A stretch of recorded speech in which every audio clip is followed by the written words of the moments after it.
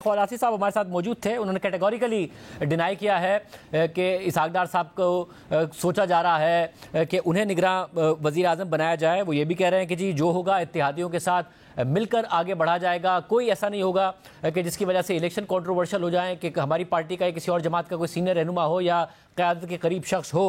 Peoples party भी clear इस बात में कि एक न्यूट्रल सेटअप ही आएगा जिसका पार्टी से ना ताल्लुक होगा और ना ही क़यादत से कोई करीबी ताल्लुक होगा। जी शुक्रिया शाहज़ेब। देखिए ख्वाजा आसिफ साहब ने जो कहा है वही बात हम कह रहे हैं। किसी का पहले तो मैं ये कहूँ कि हमने किसी के नाम पर ऑब्जेक्ट नहीं किया।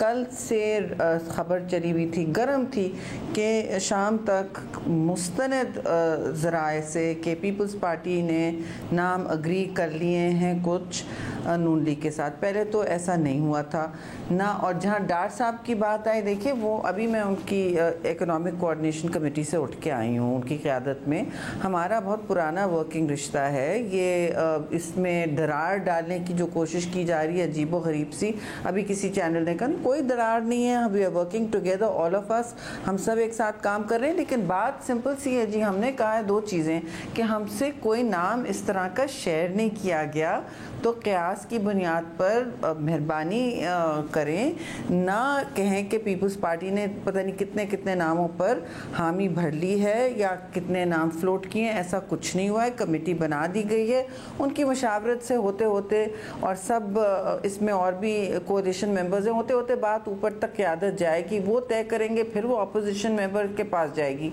और जहाँ तक पीपल्स पार्टी का ख्याल है जी, मुझे तो ये कहा है कि वी प्रेफर कि थोड़ा सा इसमें गैर जानिबदारी का अंसर हो। कुछ लोग कहते हैं कि जी हम चाहते हैं कि ऐसे ब्यूरोक्रेट ना आ जाए, ये कुछ दोस्तों की राय है। लेकिन पीपल्स पार्टी ने मुझे तो ख़ास तौर पे यही कहा है लीडरशिप ने कि हम गैर जानिबदार प्रेफर करते हैं, न्यूट्रल हो, क्योंकि इस वक्त केयर टेकर सेटअप है। केयर टेकर सेटअप नहीं होते हैं तो फिर एक और सिस्टम ही होता है, वो जिस पे अलग बहस हो सकती है। तो शेख साहब इस बात में क्या कोई शक है पाकिस्तान पीपल्स पार्टी को कि इलेक्शंस प्रोलॉन्ग ना हो जाए, कहीं मामला और केयर टेकर सेटअप प्रोलॉन्ग ना हो जाए, या आप कन्विंस्ड हैं कि इलेक्शन टाइम पर हो जाएंगे? कोई मसला नहीं है, 60 में नहीं तो 90 दिन में हो जाएंगे अगर पहले हुकूमत जाती है।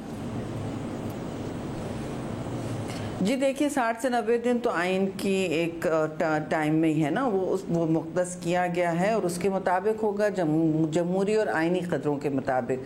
तो ये तो ठीक है हमारे लिए, लेकिन इससे आगे होना या टाइम पे नहीं होना, ये एक ज़ाहिर सवाल निशान तो उठेगा। और फिर पाकिस्तान वैसे भी मुश्किल हालात से गुज़र रहा है, तो बेहतर हम समझते हैं और हमने हमेशा पासदारी की है आइन की कि जी टाइम पर हो और आइन के मुताबिक हो। आइन में कोई गुंजाइश नहीं है जी कि जब एक इलेक्शन हो मतलब एक असेंबली की मुद्दत ख़त्म हो गई है, गवर्नमेंट घर चली गई है, तो केयर टेकर प्रोलॉन्ग हो। मुझे तो नहीं पता कौन सी शिक है जिसके मुताबिक ऐसा होता है। मगर ऐसा भी है कि फिर केयर टेकर सेटअप के पास सिर्फ डे टू डे जो हुकूमत चलाने के इख्तियारात होते हैं। मगर आज वज़ीर आज़म ने भी कहा, उससे पहले डार साहब ने भी कहा कि हम तरमीम कर रहे हैं, और क्योंकि IMF की शराइत हैं, रिफॉर्म्स इकनॉमिक करने हैं, तो केयर टेकर सेटअप के इख्तियारात बढ़ाए जा रहे हैं।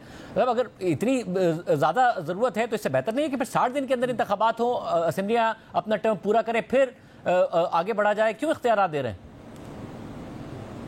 जी इस पर डिस्कशन होना चाहिए और शायद हो भी रहा है कमेटी में। ये एक व्यू है।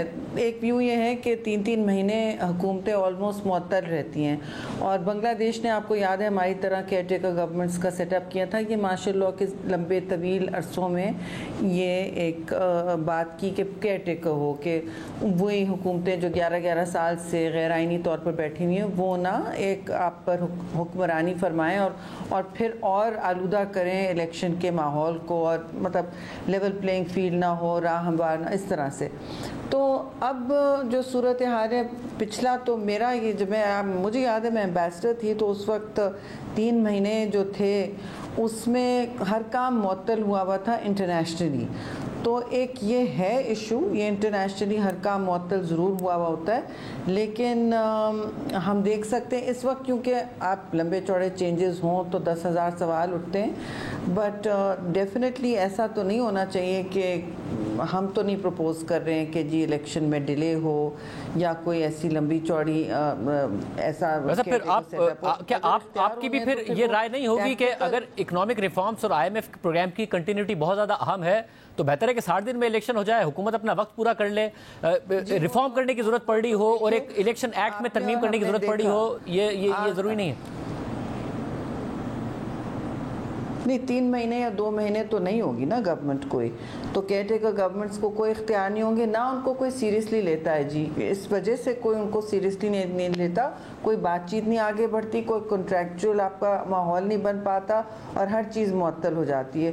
तो यस, आपकी बात में भी वज़न है, लेकिन ये एक मेरी तरफ से ये सबमिशन, मुझे याद है कि ये 3 महीने 2 महीने हर काम इस तरह का, इस नौइयत का मल्टीलैटरल जो है, जो एक्सपोजर हमारा हुआ है, जिस हवाले से इतने आखिरी वक्त पर शहबाज शरीफ प्राइम मिनिस्टर साहब ने जिस तरह उसको संभाल लिया पेरिस में एक मीटिंग के बाद, उधर ही अब तक पे था और वो बड़ी हम मुश्किल से बचे हैं जी, बिल्कुल अब तक बात आ गई थी, बड़ी मुश्किल से बचे हैं। तो ऐसा ना हो कि सोच शायद ये होगी कि ऐसा ना हो कि वो कॉम्प्रोमाइज़ हो जाए, लेकिन हाँ बिल्कुल बेहतरी इसी में होती है कि आप आगे चलते रहें और अपने आइन के मुताबिक रहें। अच्छा, मगर क्या आप केयरटेकर गवर्नमेंट को इख्तियारात दे दें और बाद में केयरटेकर गवर्नमेंट ही कंटिन्यू करे और इंतखाबात लेट हो जाएं? हालांकि आप लोगों की ख्वाहिश है, नून लीग भी कह रही है कि हम चाहते हैं कि वक्त पर इंतखाबात हो, इस बात का कोई डर नहीं है कि ऐसा ना हो कि हम इख्तियारात दे दें और फिर मामला चलता ही जाए? मैं जी आप